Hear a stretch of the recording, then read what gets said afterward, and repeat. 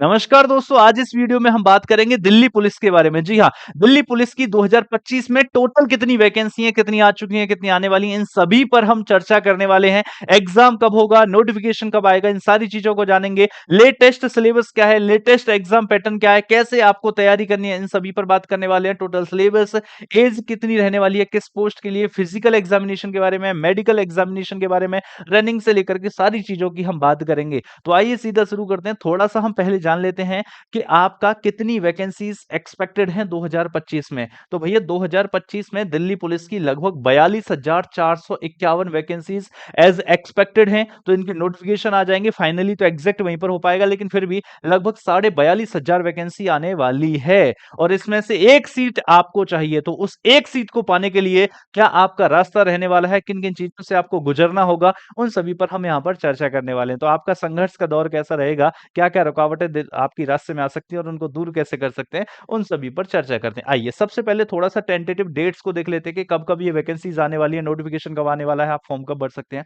देखिए सबसे पहले हम बात करते हैं sub inspector in Delhi police. Delhi police SI की बात हो रही है, सीएपीएफ की। इसका मतलब ये सीपीओ वाला जो एग्जाम है ना, उसकी बात हो रही है, सीपीओ। क्योंकि सीपीओ के माध्यम से भी सब इंस्पेक्टर बनते हैं दिल्ली पुलिस में, आप सभी को पता। और दिल्ली पुलिस में सब इंस्पेक्टर बनने का फायदा पता क्या है, पोस्टिंग भी आपकी दिल्ली में ही रहने वाली है। और बाकी अगर किसी पुलिस में जाते हो तो आप सेंट्रल स्टेट गवर्नमेंट के अंडर होते हो, लेकिन अगर आप दिल्ली पुलिस में पोस्टेड हो, इट मींस कि आप सेंट्रल गवर्नमेंट की जॉब कर रहे हो। ठीक है, चलिए। तो सीपीओ की जो वैकेंसी है, एसएससी के द्वारा एग्जाम कंडक्ट कराया जाता है, ये आप सबको पता है। और ये आने वाली है मेरे भाई, इसका नोटिफिकेशन आ जाएगा 16 मई को। इसके एप्लीकेशन स्टार्ट हो जाएंगे फॉर्म भरना 16 मई से ही, और 14 जून तक फॉर्म भरे जाएंगे।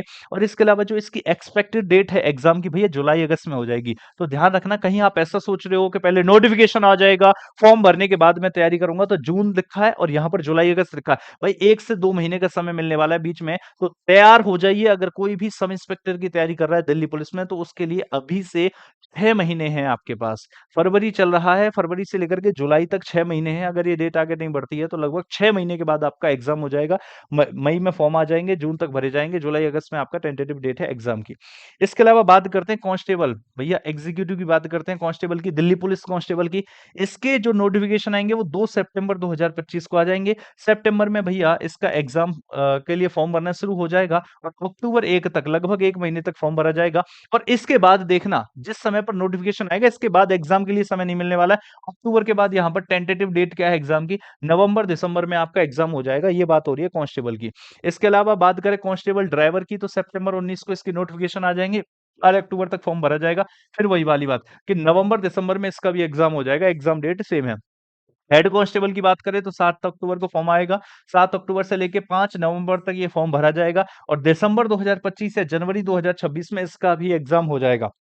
हेड कांस्टेबल की असिस्टेंट वायरलेस ऑपरेटर एडब्ल्यूओ, या फिर टेली प्रिंटर ऑपरेटर टीपीओ की बात करें दिल्ली पुलिस में, तो इसके जो फॉर्म है वो शुरू हो जाएंगे 14 अक्टूबर से। और कब तक भरे जाएंगे, हाँ, ये 14 अक्टूबर से, और कब तक भरे जाएंगे भैया, 6 अक्टूबर तक। 14 अक्टूबर से 6 नवंबर या होगा यहाँ पर, ठीक है। 6 नवंबर तक ये फॉर्म भरे जाएंगे यहाँ पर, 14 अक्टूबर से 6 नवंबर तक ये आपको देखने को मिलेंगे। और एग्जाम कब है, फिर दिसंबर में, और आपका जनवरी 2026, इनमें से कभी भी आपका एग्जाम हो जाएगा। तो याद रखिए, नवंबर दिसंबर, नवंबर दिसंबर जनवरी, नवंबर दिसंबर जनवरी, यही वो समय है जब कांस्टेबल, हेड कांस्टेबल, दिसंबर, इन head constable, AO, AWO, TPO, इन सभी के एग्जाम होने वाले हैं नवंबर से जनवरी के बीच में। तो यही 2-3 महीने का समय है जब सारे एग्जाम होंगे। अभी फरवरी चल रहा है, इसका मतलब लगभग 10 महीने हैं आपके पास टोटल। तो ऐसा मत सोचिए कि जब नोटिफिकेशन आ जाएगा तभी तैयारी करेंगे। अगर आप चाहते हो सिलेक्शन को सुनिश्चित करना, तो तैयारी आपको अभी से करनी पड़ेगी। ऐसा मैं क्यों कह रहा हूं, कट ऑफ का क्या लेवल है, एग्जाम कितने नंबर का आता है, टोटल क्वेश्चन कितने आते हैं, ये सारी चीजें आपको बताऊंगा इसी वीडियो में आगे। अभी 10 महीने हैं आपके आपके पास। अगर आप चाहते हो कि एक भी क्वेश्चन गलत ना हो, आपको अभी से लगना होगा इन 10 महीने में, क्योंकि कंपटीशन का लेवल बढ़ते जा रहा है भाई। क्या समझ रहे हो आप, पिछली लास्ट से लास्ट कट ऑफ जो थी ना, लास्ट कट ऑफ में, उससे पिछली कट ऑफ से लगभग 10 नंबर बढ़ गए थे। 61 से लेकर के लगभग 69 पहुंच चुके थे कट ऑफ। 61 जनरल की बता रहा हूँ, पहले 61 थी और उसके बाद 69 2023 में पहुंच चुकी थी। इसका मतलब क्या है कि कट ऑफ बढ़ती जा रही हो। इस बार आप कट ऑफ की बात करो ना, 70 से कम नहीं जाने वाली है। मैं बताऊंगा इन सारी चीजों को भी, लेकिन सोच लीजिए 10 महीने अभी से आपको तैयारी करनी पड़ेगी, क्योंकि कोई भी तैयारी इस समय पर लंबा समय मांगती है। कोई भी तैयारी, किसी भी पोस्ट की, किसी भी एग्जाम की, थोड़ा समय मांगती है, शिद्दत से मेहनत चाहती है। ऐसा क्यों, ऐसा इसलिए क्योंकि कंपटीशन बहुत ज्यादा बढ़ चुका है, लोग बहुत ज्यादा आने वाले हैं। तुम्हें क्या लगता है कि दिल्ली पुलिस सिर्फ दिल्ली पुलिस की तैयारी करने वाले देने वाले हैं? एसएससी की जो पहले से तैयारी कर रहे हैं वो क्या दिल्ली पुलिस नहीं देंगे? भाई साहब देंगे, तो इसीलिए कंपटीशन बहुत ज्यादा है। आज ये दिल्ली पुलिस की अगर हम बात करें, कांस्टेबल की 18 से 25 साल उम्र होती है। इसमें रिलैक्सेशन मिल जाता है, ओबीसी वगैरह वालों को मिल जाता है 3 साल का। इसके बाद एससी एसटी को 5 साल का रिलैक्सेशन मिल जाता है। वैसे 18 से 25 साल है। दिल्ली पुलिस एसआई की जो है, ये भैया 20 से 25 साल उम्र होती है। इसके अलावा दिल्ली पुलिस एसीपी की 21 से 32 साल तक उम्र होती है। ग्रेजुएशन डिग्री चाहिए इसमें, इसमें भी ग्रेजुएशन डिग्री चाहिए। और इसमें भी भैया 10+2 होना चाहिए आपका, रिकॉग्नाइज्ड बोर्ड या यूनिवर्सिटी से। ऐसा कुछ नहीं है कि आपको परसेंटेज वगैरह इतनी चाहिए हो। दिल्ली पुलिस कांस्टेबल की अगर एलिजिबिलिटी की बात करें, तो एज लिमिट तो आपको पता लगी गई कि 18 साल से लेकर के 25 साल तक चाहिए। इसमें रिलैक्सेशन होता है 3 साल का ओबीसी के लिए, और एससी एसटी के लिए लगभग 5 साल का। नेक्स्ट बात करें तो एजुकेशन क्वालिफिकेशन, मिनिमम 10+2 डिग्री होनी चाहिए, सीनियर सेकेंडरी स्कूल होना चाहिए, रिकॉग्नाइज्ड बोर्ड से या यूनिवर्सिटी से, ठीक है। इसके अलावा फिर होती है भैया आपका physical endurance test. Physical endurance test होता है जिसमें कि भैया 1600 मीटर की आपकी रनिंग कराई जाती है 6 मिनट, या फिर 6 मिनट में करवाई जाती है। 30 साल तक के जो भी लोग हैं उनकी 6 मिनट में रनिंग कराई थी। मेल कैंडिडेट्स के लिए मैं बात कर रहा हूँ, जो रनिंग होती है वो 6 मिनट में आपको 1600 मीटर करनी होती है। इसके अलावा लॉन्ग जंप होता है मिनिमम 14 फीट का, ये मैं बात कर रहा हूँ मेल्स के लिए। तो जितने भी मेल कैंडिडेट होंगे उनको 6 मिनट में आपका 1600 मीटर की रनिंग, मिनिमम 14 फीट का आपका लॉन्ग जंप करना होगा, और हाई जंप करना होगा 3 फीट का। ये 3 फीट 9 इंच का आपका जो है हाई जंप करना होगा, ठीक है। इसके अलावा बात करें तो फीमेल कैंडिडेट्स के लिए कितना होता है, 1600 मीटर की रनिंग है, लेकिन महिलाओं के लिए 2 मिनट एक्स्ट्रा मिल जाते हैं, 8 मिनट की रनिंग हो जाती है। 8 मिनट में 1600 मीटर दौड़ना होता है। लॉन्ग जंप की बात करें तो भैया मिनिमम 10 फीट हो जाता है, और हाई जंप की बात करें तो मिनिमम 3 फीट हो जाता है, ये महिलाओं के लिए। तो ये अपने अपने हिसाब से देख सकते हैं आप, जो भी आप तैयारी कर रहे हैं। अगर फिजिकल मेजर्स की बात करें तो हाइट है जो मिनिमम वो होती है 170 सेंटीमीटर, मतलब 5.7 है ना, 5 फुट 7 इंच जो हाइट होती है पुरुष की। महिलाओं की 157 सेंटीमीटर है, लगभग 5 फुट 3 इंच हाइट हो जाएगी महिलाओं की। अच्छा, चेस्ट तो फिर मेल्स की चेक की जाती है, तो वहां पर नॉर्मल तरीके से 80 होनी चाहिए, और चेस्ट फुलाने के बाद में आपकी 85 होनी चाहिए। ये सभी एग्जाम्स के लिए लगभग जनरल होता है, तो इतना तो आपको ये सारी चीजें पता ही है अगर आप एग्जाम की तैयारी करने वाले सीरियस कैंडिडेट हैं तो। सिलेक्शन का प्रोसेस क्या है? सिलेक्शन का प्रोसेस है, पहले रिटन एग्जामिनेशन होगा, ऑब्जेक्टिव टाइप्स आपका जो है क्वेश्चंस पूछे जाएंगे, मतलब एमसीक्यू बेस्ड क्वेश्चंस पूछे जाने हैं। इसमें आपके जो है टॉपिक्स आएंगे, रीजनिंग एबिलिटी आएगी, जनरल नॉलेज या करंट अफेयर्स आएंगे, मैथ आएगा, क्वांटिटेटिव एप्टीट्यूड और कंप्यूटर अवेयरनेस आएगी। बाकी अगर आप जो है हेड कांस्टेबल की करते हो तो उसमें इंग्लिश भी आ जाएगी, ठीक है। ड्राइवर की आप करते हो तो उसमें ट्रैफिक रूल्स भी आ जाएंगे। अगर हम नेक्स्ट बात करें थोड़ा सा फिजिकल एंड्योरेंस टेस्ट की, तो ये मैंने थोड़ा बता ही दिया आपको क्या क्या आने वाला है। फिर पहले रिटन होगा, फिर फिजिकल हो गया, फिर मेडिकल हो गया, और डॉक्यूमेंट वेरिफिकेशन हो गया। ये सारी चीजें इसमें होती हैं। सैलरी स्ट्रक्चर थोड़ा सा देख लेते हैं। देखिए, कांस्टेबल की सैलरी मैं बताता हूँ यहाँ पर, कांस्टेबल ड्राइवर की भी ये रही, लगभग सेम ही हो जाती है थोड़ा चेंज के साथ। ये लगभग 21,700 तो आपका बेसिक पे है ना। डीएनएस अलाउंसेस डीए जो होता है वो 53% होता है, 11,501 रुपये ये हो जाएगा। हाउस रेंट अलाउंसेस 30% होता है, एचआरए वो 6,510 हो जाएगा। ट्रांसपोर्ट अलाउंसेस 5500 आपका 8 रुपये हो जाएंगे, है ना। साइकिल एआई की अगर हम बात करें तो ये साइकिलिक एआई आपका 180 हो जाएगा। ग्रॉस सैलरी आपकी 45,399 बन जाएगी, और नेट पे जो होगा वो आपको 41,643 रुपये मिलेंगे। सेम ऐसे ही आपको जो है कांस्टेबल ड्राइवर की हो जाएगी। बाकी इसकी बात करें कंपोनेंट एचडी कांस्टेबल की, और ये आपको लगभग 47,843, 48,046, लगभग 47,48,000 ये आपको नेट पे देखने को मिल जाएगा। दिल्ली पुलिस कांस्टेबल की फाइनल कट ऑफ की बात करते हैं, तो हमने ये देख लिया कि हमें एज क्या चाहिए, हमने ये देख लिया क्वालिफिकेशन कितनी होनी चाहिए, हमने ये देख लिया सैलरी कितनी होगी। बात करते हैं थोड़ा सा एग्जामिनेशन की, सब्जेक्ट की भी बात करेंगे, टोटल क्वेश्चंस की भी बात करेंगे, टोटल मार्क्स की भी बात करेंगे। टोटल क्वेश्चंस 100 होंगे, सब्जेक्ट वाइज अभी हम देखेंगे। लेकिन उन 100 में से कट ऑफ कितनी गई है, मैं आउट ऑफ लिख देता हूं। आउट ऑफ 100, भैया आउट ऑफ 100, 100 में से बात हो रही है इस कट ऑफ की, तो आउट ऑफ 100 देखिएगा जरा। अनरिजर्व्ड कैटेगरी की जो कट ऑफ है, जो लास्ट टाइम वाली है, जो 2023 की फाइनल कट ऑफ है, जो 2023 की फाइनल कट ऑफ है मेल कैंडिडेट की, मेल्स की बात हो रही है, तो मेल कैंडिडेट की भैया जो जनरल की कट ऑफ है वो 68 गई है, 68 पॉइंट समथिंग लगभग मान लीजिए। ईडब्ल्यूएस की है वो 61 गई है, आपको देखने को मिल जाएगी। ओबीसी की 67, इसकी 68, एससी की 58, और भैया एसटी की भी 68 के अप्रोक्स गई है, 0.03069, ठीक है। तो 68, 61, 67, 58 और 58 ऐसे करके ये कट हो गई। 61 भी क्या है, इसको देखो 61.6 है, इसको आप 62 ही मान करके चलिए, इसको आप 68 ही मान करके चलिए कम से कम, ठीक है। तो लगभग 68, 69 यहाँ पर कट ऑफ गई है, ये मेल कैंडिडेट की है। अगर फीमेल की बात करें तो भैया जनरल की 61 पॉइंट समथिंग गई है। आप इसको एक काम करो, लास्ट वाले को खत्म करके पूरा ही मानो, लगभग 62 यहाँ पर मानो, 54 यहाँ पर मानो, 61 यहाँ पर मानो, 47 यहाँ पर मानो और भाई 54 यहाँ पर मानो, ठीक है। तो आप देख लीजिए, मेल्स महिलाओं की 62 गई है लगभग, और जो पुरुष हैं उनकी 69 गई है। तो 69 और 62 ये भैया लास्ट वाली कट ऑफ है, लास्ट वाली। कितने में से? 100 में से। 100 में से 69 और 62 मेल और फीमेल की हो गई। अच्छा, इससे पुराने वाले पे चलते हैं। अगर इससे पुराने वाले पे चलें, 2020 वाले पे चलें, तो ये भी 100 में से ही है।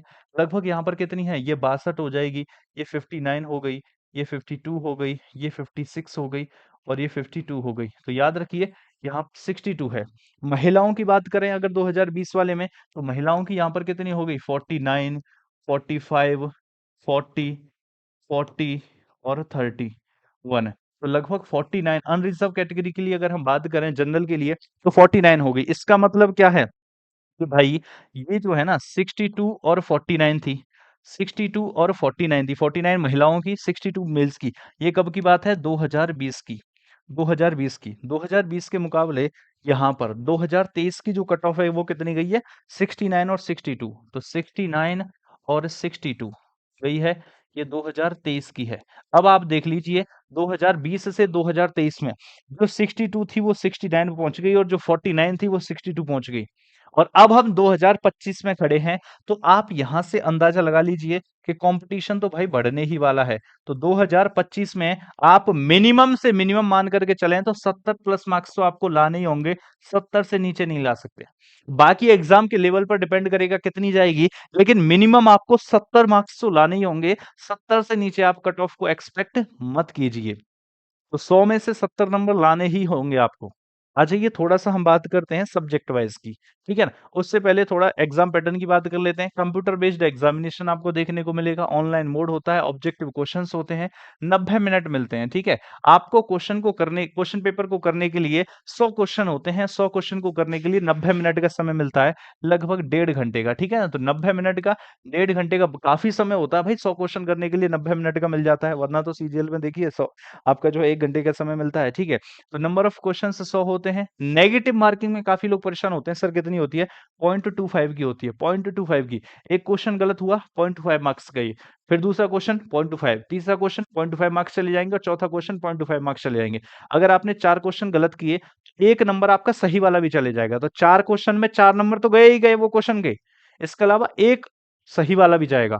तो 4 क्वेश्चन गलत मतलब 5 नंबर कम हो गए आपके। इस बात को याद रखना कि नेगेटिव मार्किंग है।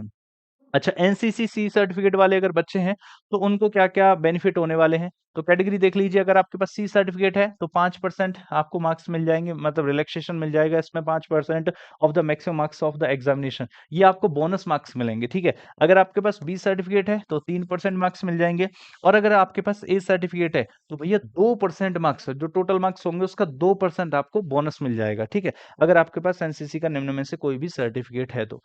बाकी सेक्शन वाइज बात करते हैं। देखिए, टोटल 100 क्वेश्चंस होते हैं। यहाँ पर टोटल 100 क्वेश्चंस होते हैं और 100 मार्क्स होते हैं। 100 क्वेश्चंस और 100 मार्क्स। समय होता है 90 मिनट का। समय होता है 90 मिनट्स का। 100 क्वेश्चंस 100 मार्क्स, समय होता है 90 मिनट्स का। अब इसमें से क्या-क्या है?